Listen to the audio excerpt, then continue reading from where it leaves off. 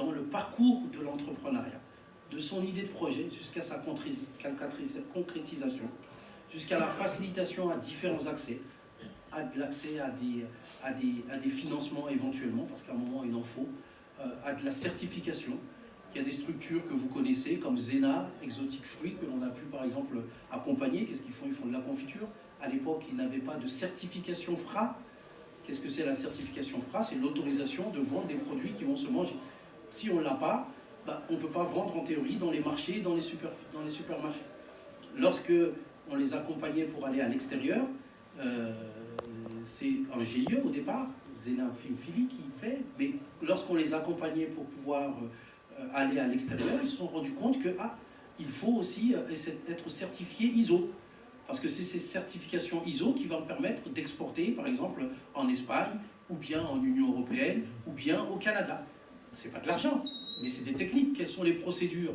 Est-ce que les produits que vous transformez, vous les stockez? De quelle manière? Quelles sont les règles d'hygiène, de qualité, etc. Le fait d'être certifié, c'est ce qui lui a apporté, par exemple, un certain nombre de marchés en Europe ou ailleurs. Donc, il y en a beaucoup d'entre vous qui font peut-être du bissap, qui amènent peut-être du poisson, etc.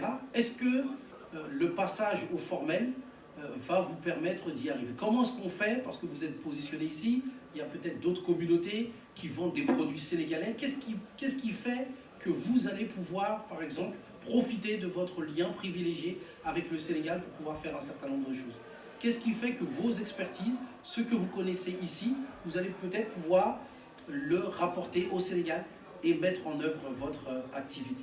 Donc, ce sont autant de conseils d'abord, d'informations sur ce qui est.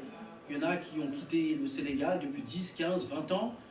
D'autres le connaissent, mais pas dans le côté entrepreneuriat. Ce n'est pas parce qu'on est sénégalais que l'on sait les réalités juridiques, les réalités de financement, les difficultés du Sénégal. Il faut avoir des acteurs qui vous disent attention, ça fonctionne comme ça fonctionne comme ça c'est telle réalité. Il faut passer par telle ou telle étape. Ce sont autant de conseils. Et là encore, on n'a pas parlé d'argent, on a parlé des modalités pour que le projet fonctionne. En Europe, en Espagne certainement aussi, quand une entreprise est accompagnée, il y a moins d'une entreprise sur deux qui vit plus de 5 ans.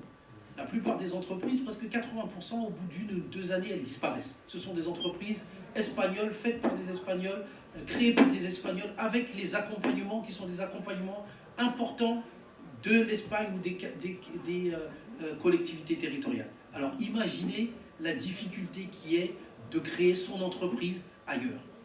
Je fais souvent le parallèle, je l'ai fait tout à l'heure, avec sa sœur ou sa fille que quelqu'un vient demander en mariage.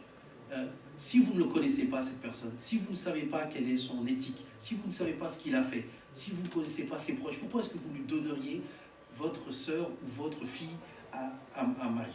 Pour le banquier, pour celui qui présente, c'est de la même manière. Pourquoi est-ce qu'on donnerait de l'argent à telle ou telle personne?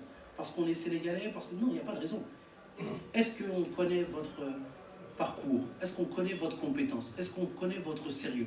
Est-ce qu'on connaît votre capacité à gérer des ressources que l'on va vous prêter? Ressources que l'on a empruntées à d'autres.